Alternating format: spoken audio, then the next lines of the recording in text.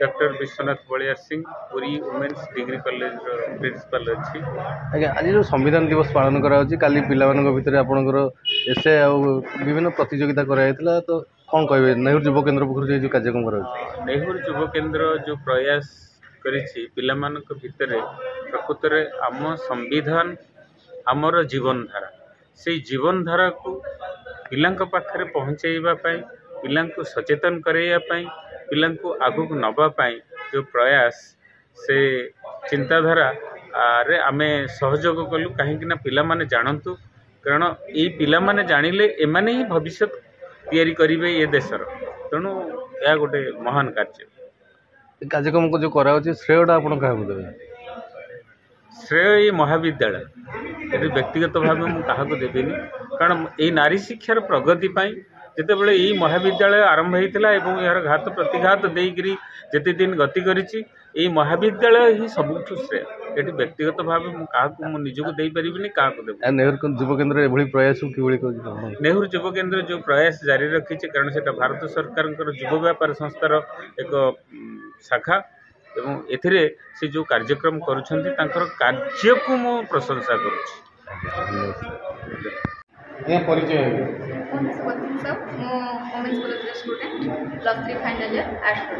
आज जो संविधान दिवस आपनकर पालन कराउतला तो कोन कहबे तो संविधान दिवस माने समस्त नागरिक मान पालन कर उचित जेहेतु आम गोटे भारतीय नागरिक तो आम जीवन भी स्वाधीनता रही समान सुविधा सुजोग रही जहाँद्वारा यही संविधान सुजोग द्वारा आम सब ग्रहण कर तो मनुष्य जीवन बहुत किसी उच्च नीच रही है जाति भेदर माने जमी निर्भूत हो समस्त सम्मान से आम मैंने निजक केमी समस्त सह कंपेयर करके समस्त ताल दे जो नीति नियम बाहर आम संविधान से सब आगे आगे ना प्रयास कर। नेहरू युव केन्द्र पक्ष जो कार्यक्रम करे किसी ना आम समस्त जदि गोटे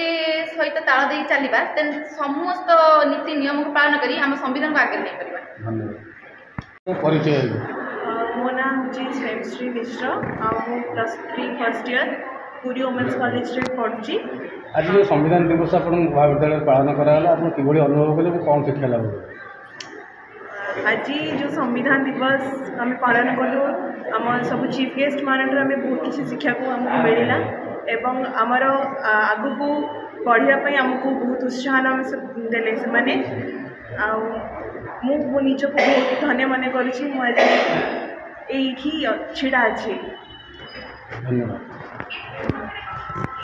परिचय अशोक कुमार बेहेरा जिला कार्यक्रम एवं लेखा अधिकारी नेहरू युव केन्द्र पुरी। आज जो संविधान दिवस पालन कराया मुख्य उद्देश्य कौन था? संविधान एक उत्सव है। संविधान खाली गोटे नॉर्मल दिवस नुह आम दीपद भाषण दे करदे तेणु संविधान गोटे मन भर रहा उचित संविधान आम जीवन गोटे व्रत हवा उचित आम संविधान को नहीं आम गर्व करवा उचित तेणु यही उद्देश्य आम आज आम आगामी पीढ़ी जो युव वर्ग माननीय प्रधानमंत्री जो मेसेज थिला से जो संविधान आम गर्व से संविधान से ही मेसेज को लेकिन बर्तमान आम ये कार्यक्रम को पालन करूँ विभिन्न कार्यक्रम ये एसे कंपिटिशन क्विज कंपिटिशन और आज सेमिनार थिला कौन कौन कराला यही कार्यक्रम आम पिलाମାନଙ୍କୁ चेतैलु जे आपण मानकर जो सांविधानिक दायित्व अच्छी जो कन्स्टिट्यूशनल ड्यूटी एंड रेस्पॉन्सिबिलिटी अच्छी ता विषय आम अवेयर करेलु एवं पुरी जिलार सुनामधन्य शिक्षाविद माने जो माने संविधान विशेषज्ञ से माने संविधान विषय कहले एवं आमे सेमानकु अवेयर कलु जागृत कलु बोली आम भावुछु। पुरी महिला महाविद्यालय सीमित ना विभिन्न महाविद्यालय कार्यक्रम करा पुरी जिले समस्त को आम संविधान प्रिएम्बल से पाठ करने समस्त मेसेज कर प्रेरणा देचु और समस्त मेसेज पठेचु भावुची समस्त जिलार समस्ते करुवे निज निज क्षेत्र में तेणु खाली यहाँ सीमित नाला ये पुरी वुमेन्स कॉलेज रे गोटे वेन्यू थिला किंतु सबुआड़े पालन हो।